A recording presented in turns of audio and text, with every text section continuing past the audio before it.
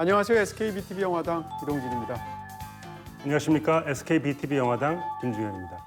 네, 요즘 봄이 돼서 뭐 하루가 다르게 날씨가 굉장히 네. 화창하죠. 새싹들이 파릇파릇 올라옴과 동시에 제 뱃속에 있는 식욕도 계속 올라오고 있습니다. 조심하셔야 돼요, 그럴 때. 아, 봄이 되면 사실 이제 식욕이 굉장히 많이 도는데 오늘 이제 그런 주제로 일부러 한번 여러분들 한번 저희가 대접하는 느낌으로 네. 골라봤습니다.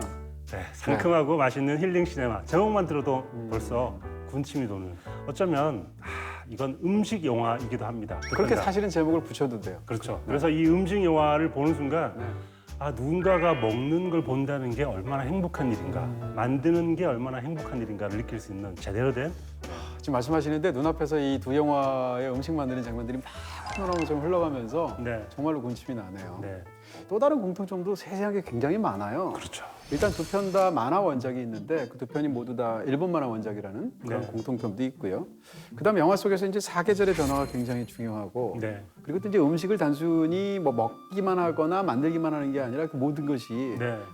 어떤 인생사와 이렇게 굉장히 절묘하게 접합이 되어 있는 그런 작품들이기도 하죠. 음식이 중요한 테마임과 동시에 음식으로 이야기를 풀어나갑니다.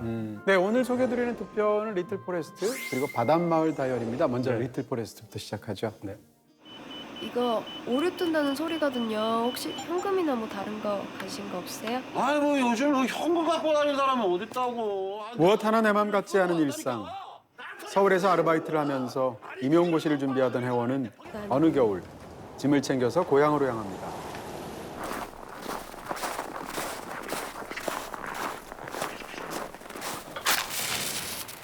지금은 아무도 살지 않는 시골집에 도착한 그녀는 오랜만에 소꿉친구들과 재회를 하는데요. 쟤야? 대기업을 등지고 돌아와서 자신만의 삶을 일구는 농사꾼 재하. 12번 고객님? 평생 마을을 떠나본 적이 없어서 도시를 동경하는 은행원 은숙. 짠. 이들은 함께 직접 가꾼 농작물로 음식을 만들어 해 먹으면서 즐겁고 평화로운 시간을 보내게 되죠.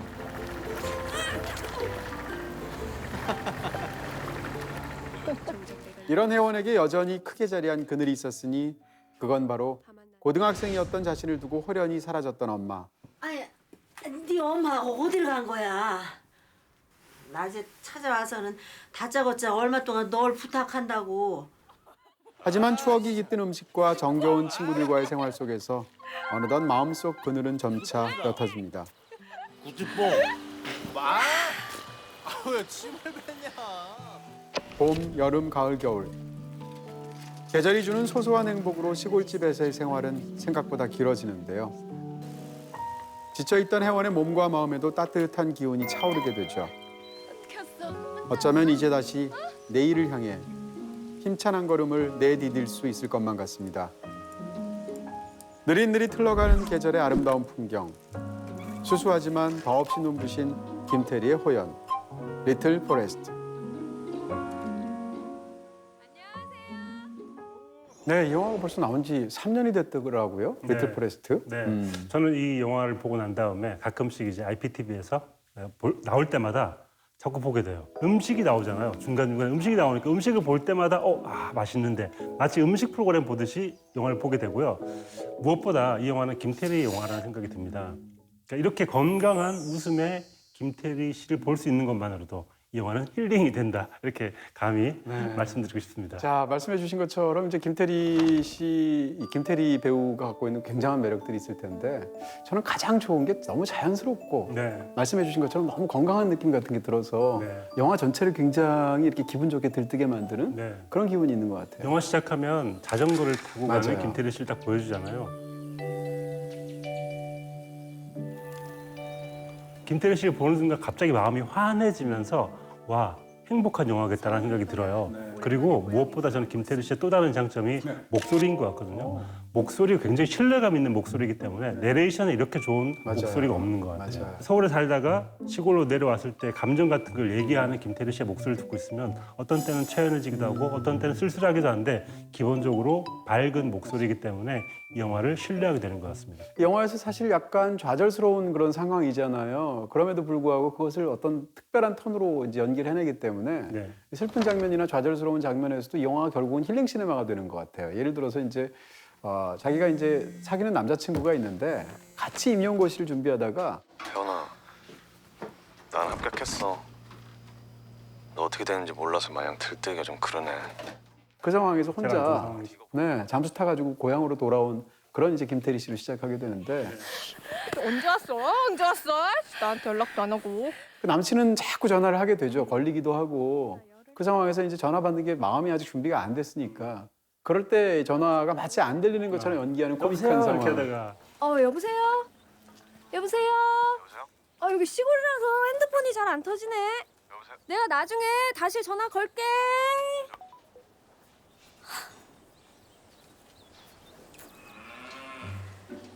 너야. 난 뭘 그렇게 어렵게 사냐.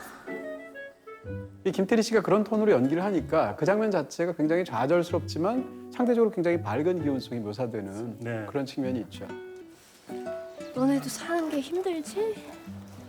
그래서 이 영화의 시작 부분에 김태리 씨가 집에 들어오는 장면이 한 번 있고요. 네. 후반부에 또 서울로 갔다가 다시 돌아온 장면이 있는데 그렇죠. 그 뒷모습이 얼마나 다른지를 보는 것도 사실 이 영화의 변화의 포인트인 것 같습니다. 처음에는 정말 서울에서 찌든 모든 생활을 어깨에 짊어지고 오는 것 같은 무거운 어깨에 김태리 씨가 보였는데 후반부에 가면 굉장히 밝아진 모습이 보여지는데 어쩌면 이 영화를 보고 난 사람들의 관객들의 마음 역시 시작과 끝이 달라질 거라고 생각이 듭니다. 네, 이 영화를 만든 감독은 이제 임순례 감독님이신데 임순례 감독은 한국 영화에서 차지하는 위치가 굉장히 중요한 감독이에요. 네. 일단 와이키키 브라더스 같은 굉장히 뛰어난 영화도 있고 그리고 또 오생순 같은 우리 생애 최고의 순간 같은 그런 또 빅히트작도 있잖아요. 네. 그러면서 지금은 이제 뛰어난 여성 감독들이 굉장히 많지만 과거에 굉장히 편향되어 있을 때 그럴 네. 때 이 임순례 감독이 차지하고 있는 위치도 네. 굉장히 중요했었죠. 전 임순례 감독의 영화를 볼 때마다 늘 좋아하는 이유는 네. 악당이 안 나옵니다. 임순례 감독의 영화에서 악당은 시간이거나 돈이거나 자본이거나 그래요. 일부러 사람을 악하게 만들어서 악역을 만들지 않고 네. 시간과 싸우는, 돈과 싸우는 불쌍한 사람들의 마음을 다루다 보니까 네. 영화가 기본적으로 착하고요. 맞아요. 행복하고 따뜻합니다. 무엇보다도 사람 냄새가 제대로 나는 것 같은 그런 느낌이 있죠. 이 영화를 이제 저희가 힐링 시네마라고 했을 때 힐링이 되려면 보통 그냥 소시민들이 소확행이라고 말할 때 가장 많이 하는 게 뭔가 하면 자연 속으로 잠깐 갔다 오는 것. 네. 소풍을 가든 어디 교회로 나가든 또 한 가지는 가서 맛있는 거 먹는 거 네. 이런 그 한 두어 가지를 생각하게 되는데 이 두 가지가 이 영화 속에 아주 강력하게 들어있다는 것이고 네. 힐링을 할 때 힐링을 누가 할 것인가라는 것도 중요해요. 근데 이 영화에서는 물론 이제 관객들이 다 그런 마음을 받지만 이 영화는 특히 20대를 위로하는 영화지 않습니까? 네. 영화의 주인공들이라고 말할 수 있는 세 사람이 다 그렇고 네. 그런 측면에서 이 영화를 젊은 관객들이 봤을 때 특히 얻는 그런 힘 같은 게 굉장히 크지 않을까라고 네. 추측할 수 있겠죠. 인터스텔라라는 영화의 카피가 네. 우리는 어쨌든 답을 찾을 것이다라고 하는데 20대들도 우리는 어쨌든 답을 찾을 것이라는 마음을 품고 시작하지만 네. 답을 못 찾는 쉽지 청춘이 않죠. 너무 많잖아요. 네. 그런 의미에서 누구는 답을 찾고 누구는 답을 찾는 중이고 누구는 답을 찾지 못해서 다른 길로 가는 중이고 다양한 청춘들의 모습을 보여주고 있어가지고 그 중에 하나에 속할 것이기 때문에 그런 모습들을 보면서 위안이 되기도 하고 공감이 되기도 하는 것 같습니다. 네, 이 영화는 이제 계절 한 바퀴를 삥 도는 거잖아요. 근데 사실은 보통 일반적으로 영화를 이렇게 찍으려면 일단 영화를 너무 오래 촬영 기간을 잡을 수가 없고 배우 스케줄부터 시작해서 제작비 문제까지 있을 네. 테니까. 근데 이 영화에는 정말 사계절이 제대로 담긴 네. 그런 기획을 올곧이 지켜낸 어떤 그런 뚝심의 영화라고 말할 수 있고요. 네. 또 이제 영화에서 색감 같은 걸 얘기할 때 여기 이 영화처럼 컬러풀한 영화도 최근에 한국 영화에서도 드물지 않았나 싶을 정도로 색들이 막 소리를 내는 것 같은 느낌이 있잖아요. 네. 여름 하면은 이 영화 속에서 예를 들면 뭐 토마토나 수박이 어떤 빨간색, 가을 하면 이렇게 누르익어서 물결치는 어떤 논의 풍경이라든지 겨울은 설원이라든지 이런 것들이 색감이 너무 잘 살아 있어서 이 색으로만 벌써 계절이 흘러가는 느낌을 주죠. 이 영화는 음식 영화이기 때문에 사실은 향과 맛이 중요한데 그걸 관객들에게 보여줄 수는 없잖아요. 그렇죠. 그렇기 때문에 시각적인 것과 청각적인 게 중요한 것 같습니다.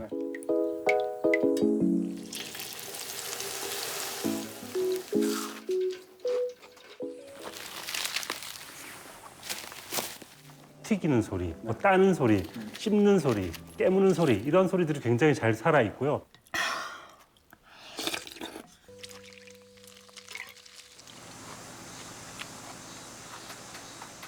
정말 한국의 홍보 영상으로 너무 좋을 것 같아요. 한국에 이렇게 다양한 음식과 다양한 색깔이 있다. 네. 저도 그래서 영화를 보고 나서 여기 어디야? 그리고 찾아봤던 기억이 나고요. 경북 군위군이라고 하죠. 군위구에서 찍었다고 하는데 그 어떤 풍경들 같은 것이 제대로 살아있는 느낌이 있고 영화를 또 이제 뒷얘기를 보다 보면 아 이래서 이게 영화의 생동감으로 반영이 됐구나라고 느끼는 게 예를 들면 영화 속에 등장하는 그 수많은 작물들을 이제 키우거나 이러는 건데 실제로 스태프들이 키웠다고 하고요. 1년 정도를 상주하는 부분이 있었을 테니까. 그 또 우리 저기 팀버튼 선생님께서도 꽃을 키우시는 걸로 유명하신 분인데 그분 못지않게 임순례 감독님 역시 거긴 수선 하나만 키우지만 여기 네. 지금 몇 가지를 다양한 키워요. 작물들을 직접 그러니까요. 키우시는데 네.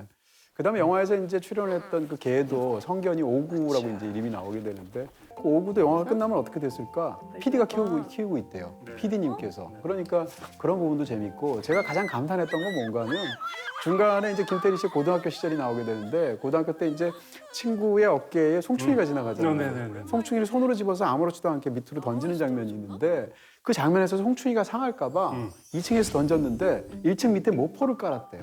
그래서 벌레가 죽지 않도록. 네. 그래서 이런 것을 제가 얘기를 듣고 나니까 와, 이 영화가 왜 그런 어떤 그런 굉장히 생명이라든지 이런 것들에 대한 네. 굉장히 따뜻함 같은 것이 살아있는 게 이런 기본 태도에서 나온 것도 있지 않겠나라는 네. 생각을 하게 됐어요. 임순례 감독님 자체도 네, 동물 보호에 대한 생각을 많이 하고 계신 분이기 때문에 그 하나 허투루 다루지 않았을 것 같은 생각이 들어서 영화에 대한 신뢰가 그럼 생기는 것 같습니다. 극중의 음식들이 그냥 음식이 아니라 대부분이 제철 음식이잖아요. 네. 그런 부분에서 이제 이런 영화에 갖고 있는 자연주의적인 느낌하고도 맞닿아 있고 네.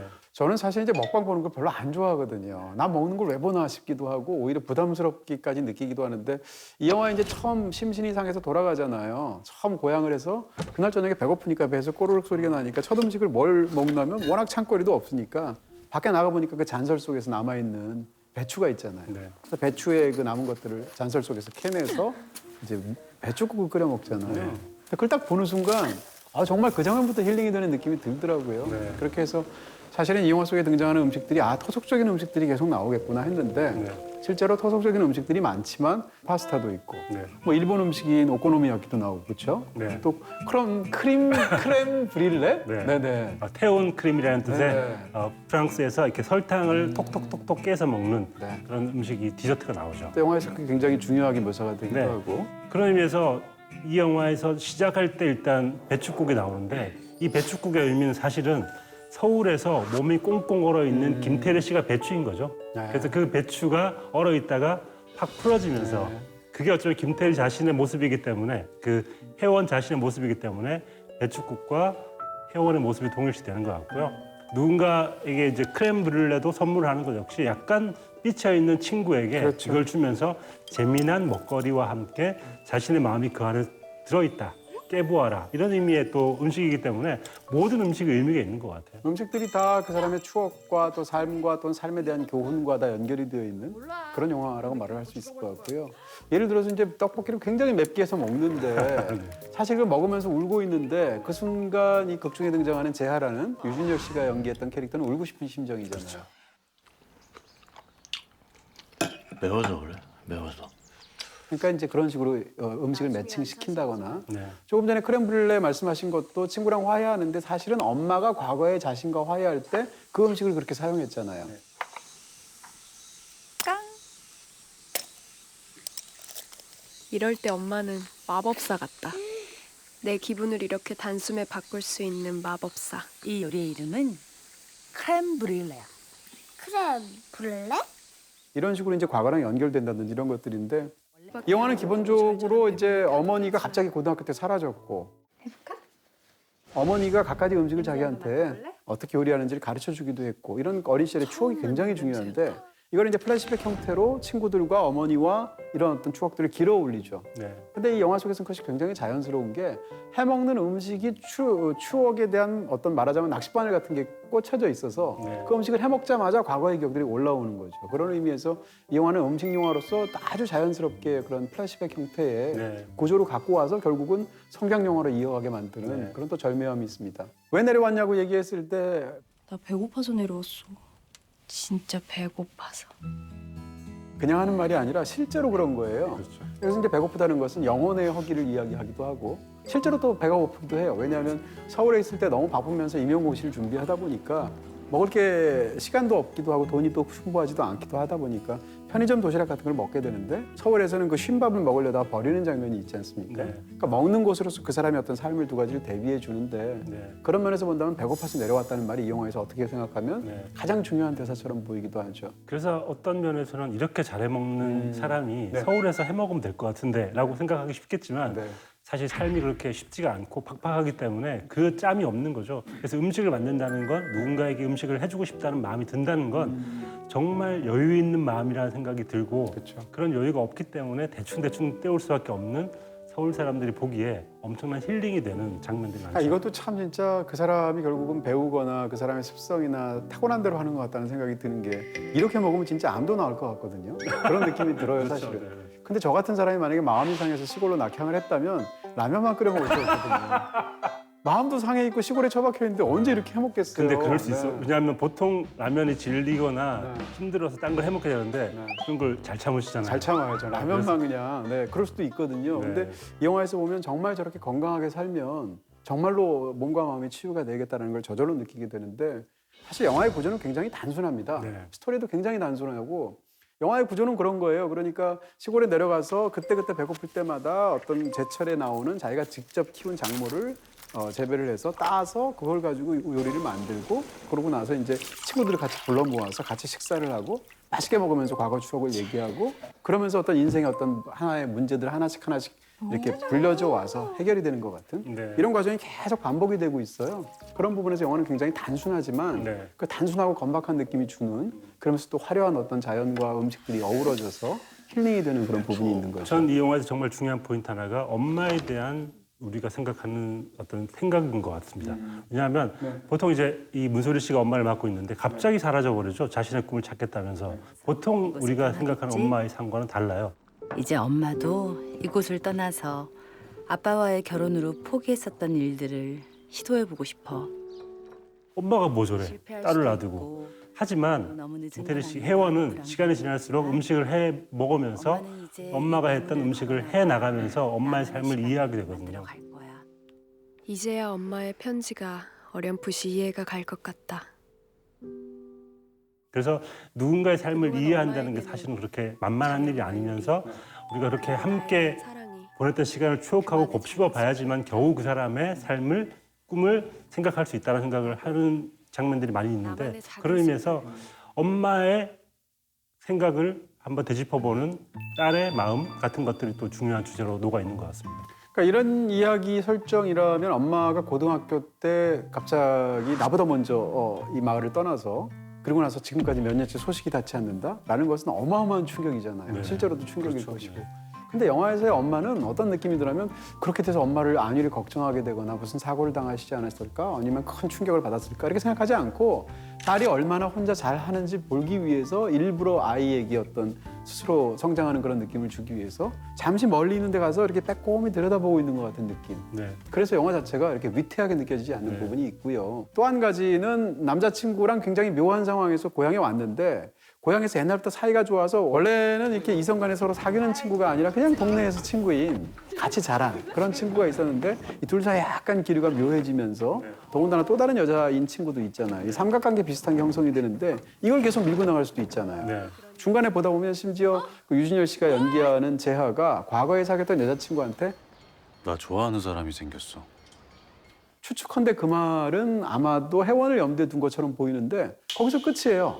그러면서 그 얘기가 더 이상 발전 안 한단 말이에요. 그러니까 이 영화는 어떻게 생각하면 우리가 흔하게 풀 수 있는 가족 간의 문제나 혹은 이성 간의 문제나 이런 것들보다 이 사람의 성장 혹은 이 사람이 거기서 제대로 음식을 먹고 그렇게 해서 스스로가 힐링하는 부분 이런 게 훨씬 더 네. 중요한 얘기처럼 보이는 거죠. 그 대목에 대해서는 감독님의 연출 방향을 그대로 대사로 드러내죠. 난 관심 없다. 그놈의 연애. 도시나 여기나.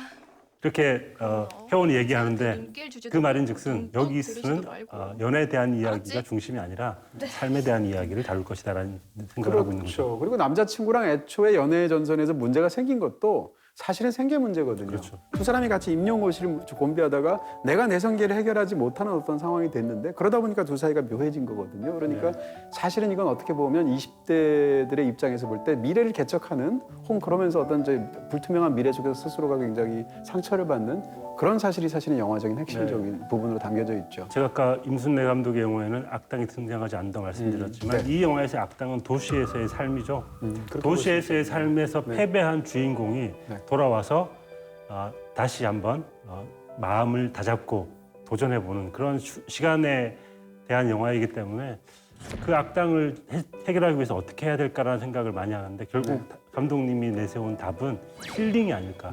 마음과 몸을 편안하게 다스려야지만 그 도시에서의 삶에서도 이길 수 있다라는 이야기를 하는 것 같아요. 그리고 또 한 가지는 그렇게 하루하루 이렇게 그런 마음으로 지나다 보면 시간이 되면 저절로 치유되는 부분도 있다고. 영화는 이제 시간관이 굉장히 중요할 그렇죠. 것 같고요. 네. 예를 들면 극 중에서 이제 곶감 같은 것으로 묘사를 하기도 하고. 네. 그다음에 이제 인생을 사는 단 하나의 올바른 방법이 있지 않다라고 말을 하는 영화인 거죠. 네. 예를 들어서 이제 영화에서 어머니랑 딸이 모두 3번에 걸쳐서 편지가 이제 왔다 갔다 하게 되는데 그 중에서 2번째 편지, 3번째 편지를 각각 어떻게 쓰냐면 감자빵 레시피로 쓰거든요. 근데 그 감자빵 레시피가 엄마가 알려준 대로 하지 않잖아요. 그렇죠.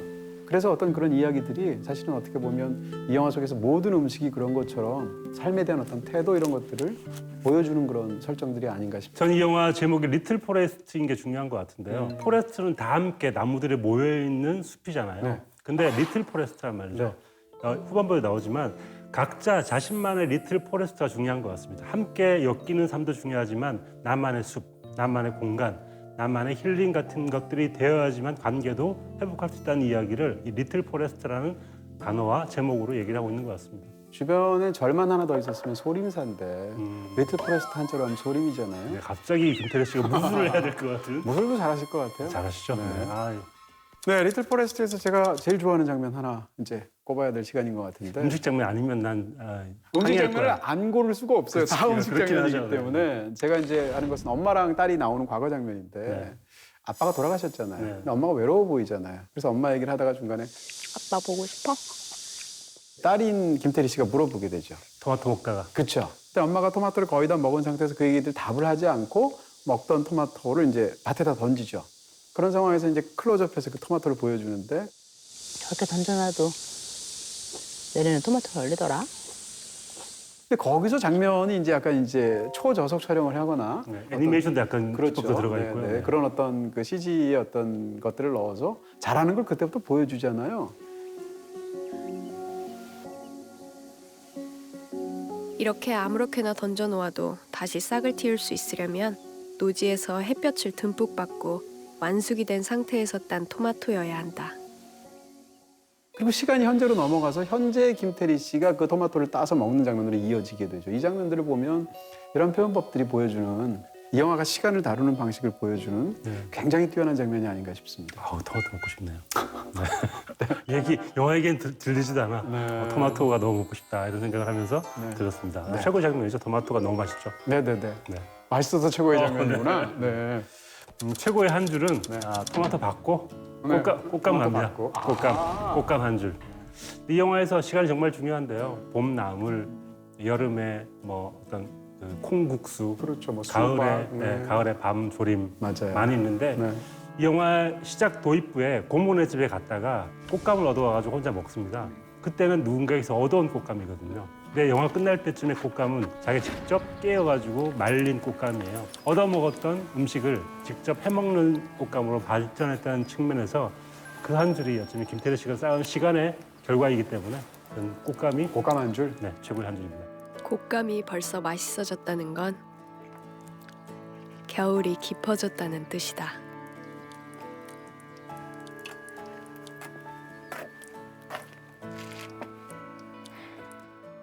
네, 이런 영화가 비극적으로 끝날 리가 없죠. 뭐 결말은 얘기 드릴 수 없겠지만 근데 어쨌건 영화를 끝까지 다 보고 나면 이 모든 것들이 얽혀서 이 자연이라든지 음식이라든지 혹은 이 인물의 어떤 결단이라든지 네. 이런 게 모여서 진짜 치유받는 네. 힐링 시네마의 어떤 느낌이 제대로 들죠. 그렇죠.